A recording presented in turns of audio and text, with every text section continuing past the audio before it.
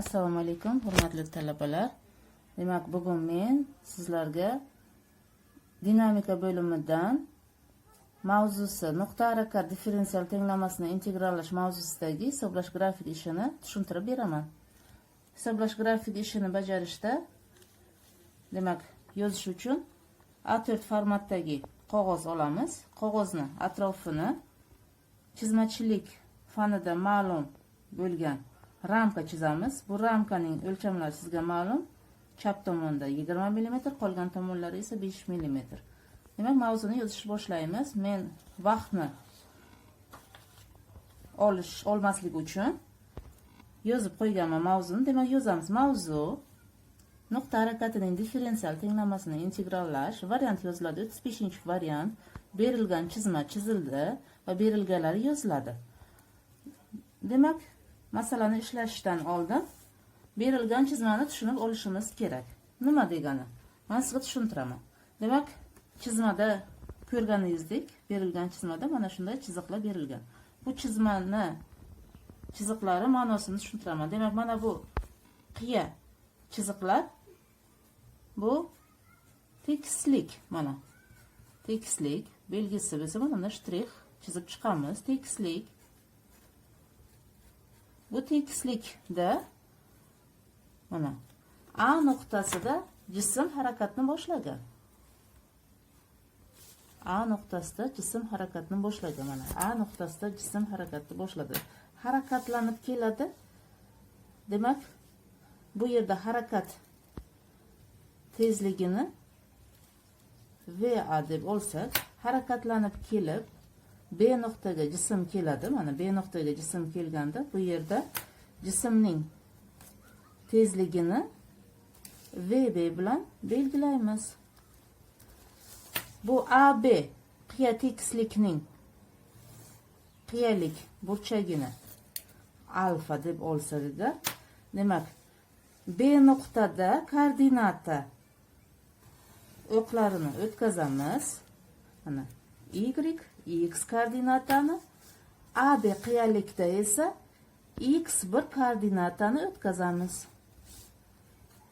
Mana bu AB qiyalikning burchagi alfa bo'lsa, VB va X orasidagi burchak alfa burchak hisoblanadi. Demak, jism B nuqtaga kelgandan keyin havoda harakatlanib C nuqtaga tushadi va harakatini davom ettirib D nuqtaga keladi. Bu yerda mana bizga berilganda H balandlik berilgan. Mana H balandlik nima degani? BC masofaning balandligi, D o'lcham berilgan. Bu esa BC kenglik degani, mana D. Va beta burchak berilgan. Beta burchak bu C va D burchaklar hisoblanadi. Mana bu demak H, bunisi D deb oldik. Masalani ishlashni boshlaymiz. Masalani ishlash uchun nima yozamiz? Yechish.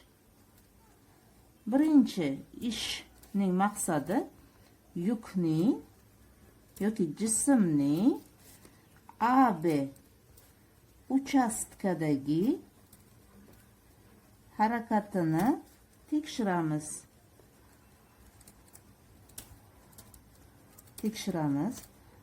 Buning uchun biz dinamikaning asosiy qonunini yozamiz. F barobar ma. Dinamikaning asosiy qonuni.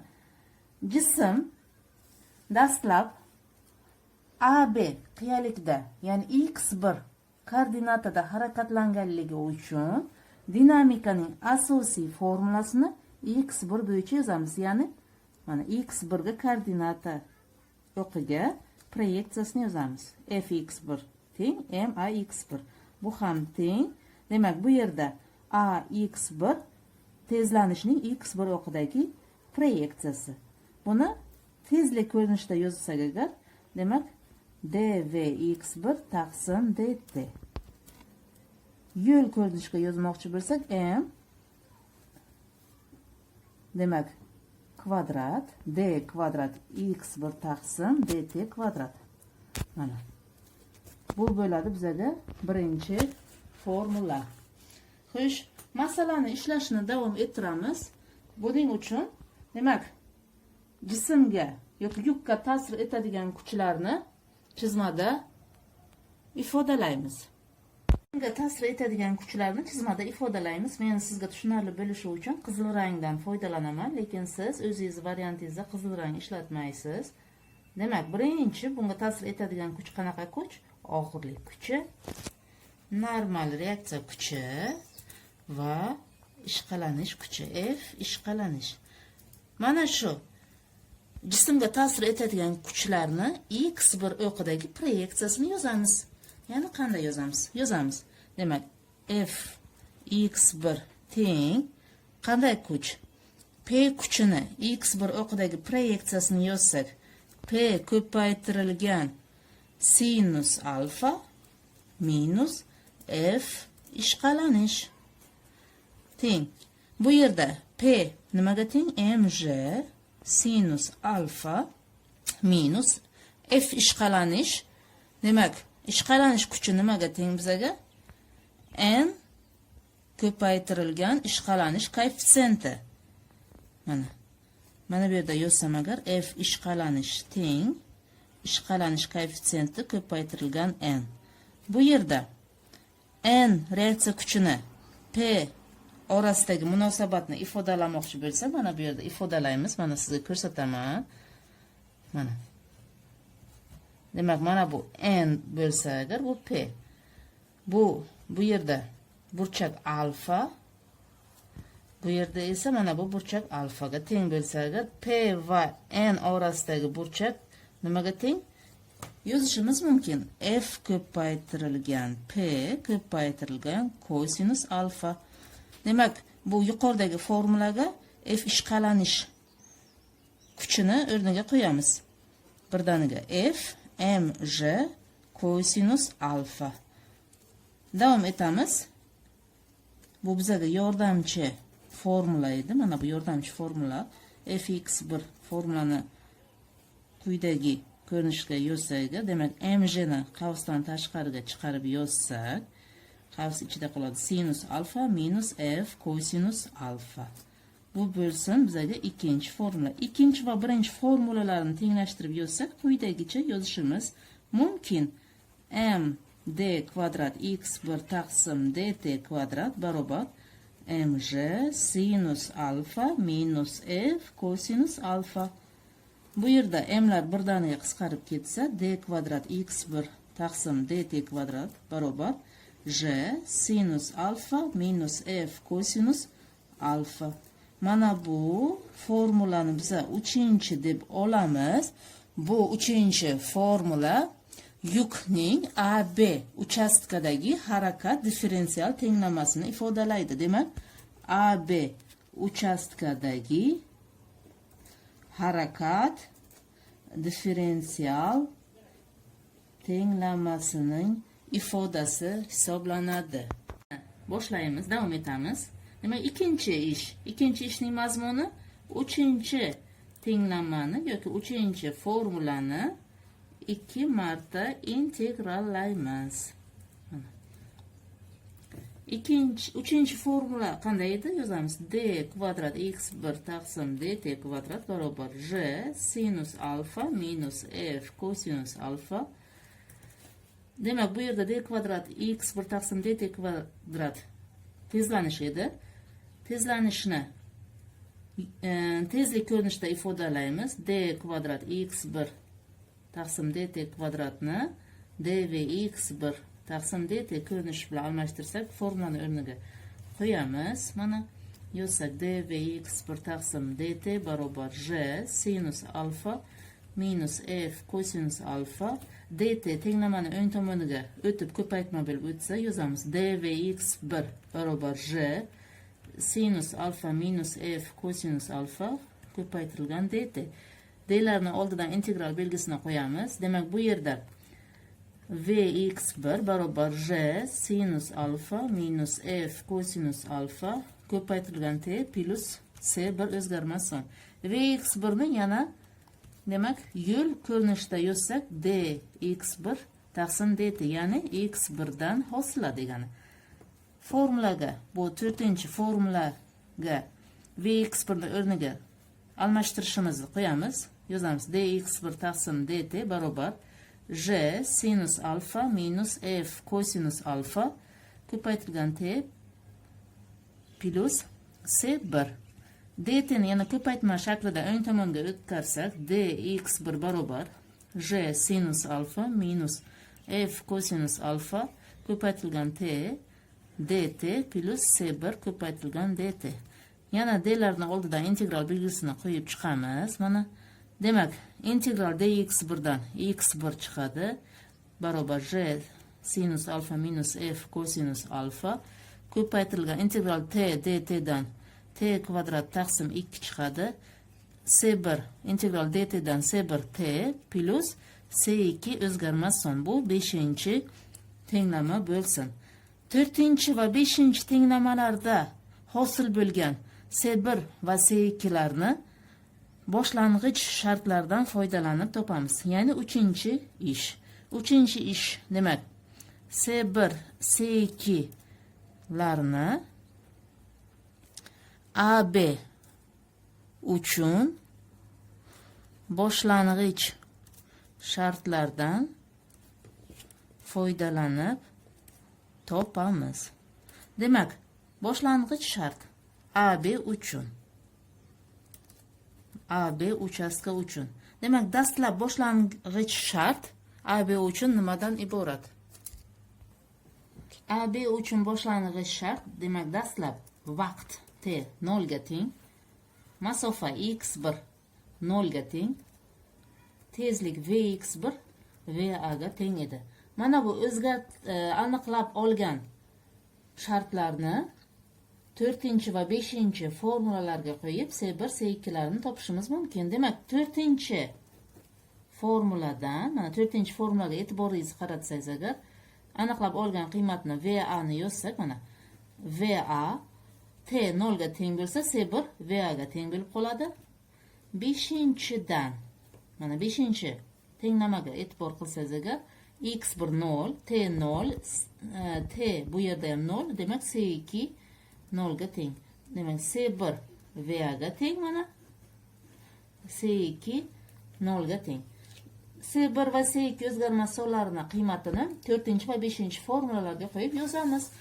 Yana qanday yozamiz? Demak, 4-formulada vx1 barobar j sinus alfa minus f kosinus alfa ko'paytirilgan t plus c1 va ga teng. Mana 5-formulada yozamiz. Demak, x1 barobar j sinus alfa minus f kosinus alfa ko'paytirilgan t kvadrat taqsim 2 plus va t c2 0 bo'lganligi uchun, demak, mana 0 bo'ldi.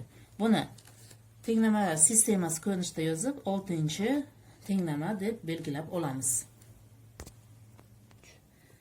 Demak, davom etamiz. 4-ish. 4-ishning mazmuni shundan iborat. Yuk B nuqtaga kelganda